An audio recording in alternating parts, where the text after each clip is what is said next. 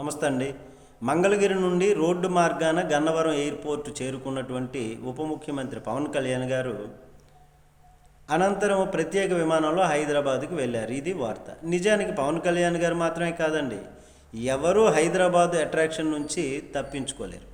విశాఖ వాసులు కావచ్చు, గోదావరి వాసులు కావచ్చు, బెజవాడ వాసులు కావచ్చు, నెలలో ఒకసారైనా కానీ హైదరాబాద్ను టచ్ చేయకుండా ఉండడం కష్టమేమో. తమ వాళ్ళు ఉన్నారనో, మిత్రులు ఉన్నారనో, ఒకసారి సరదాగా తిరిగి వద్దామనో, ఇలా ఆసుపత్రులకనో హైదరాబాద్ను టచ్ చేయకుండా ఉండలేనటువంటి పరిస్థితి.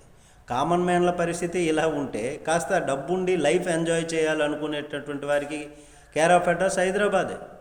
ఇక్కడ ఉంటే నైట్ లైఫ్లు, ఇక్కడ ఉంటే సరదాలు, ఇక్కడ ఉంటే పబ్బులు, ఇలా ఒకటేమిటి సమస్తము కేర్ ఆఫ్ హైదరాబాదే. అందుకే ఏపీ మంత్రులు, సెలబ్రిటీలు, ఉన్నత అధికారులు ఏమాత్రం అవకాశం దొరికినా హైదరాబాద్ వచ్చేస్తుంటారు. అలా అని ఇక్కడేమి సెటిల్మెంట్లు జరుగుతాయంటే అవి ఉండవు. ఫైల్ క్లియరెన్సా ఉండదు, జరగదు. సరదాగా రావడము, మిత్రులతో బాత కానీ అలవాటు ఉన్నటువంటి వాళ్ళు మందు పుచ్చుకుంటారు, లేనటువంటి వాళ్ళు మంచి ఫుడ్ తీసుకుంటారు. ప్రపంచం ఏమవుతుందో, ఎక్కడ ఏ వెంచర్ ఉందో, రేట్లు ఎలా ఉన్నాయి, ఎక్కడన్నా లాభసాటి బేరం ఏమైనా ఉంటుందా, ఇలాంటి కబుర్లు ఎక్కువగా దొరుకుతాయి. సోమవారం నుంచి కూడా శుక్రవారం వరకు ఎలాగ ఫైళ్ళు, టూర్లు, జనాలు, వినతి పత్రాలు, ఇలా ఫుల్ బిజీ. కాస్త విరామం దొరికేది ఎప్పుడు? శని ఆదివారాలే. ఏపీ సెక్రటేరియట్ జనాలు కూడా ఎక్కువ మంది హైదరాబాదులోనే కుటుంబాలు ఉన్నవారే.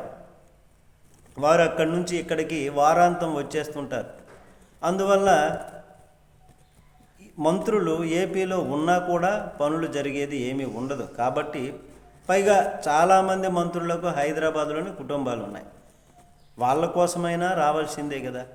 మొత్తం మీద వారం అంతా ఎలా ఉన్నప్పటికీ వారం చివరి 2 రోజులు ఎక్కువగా హైదరాబాద్లోనే కనిపిస్తారు. నమస్తే.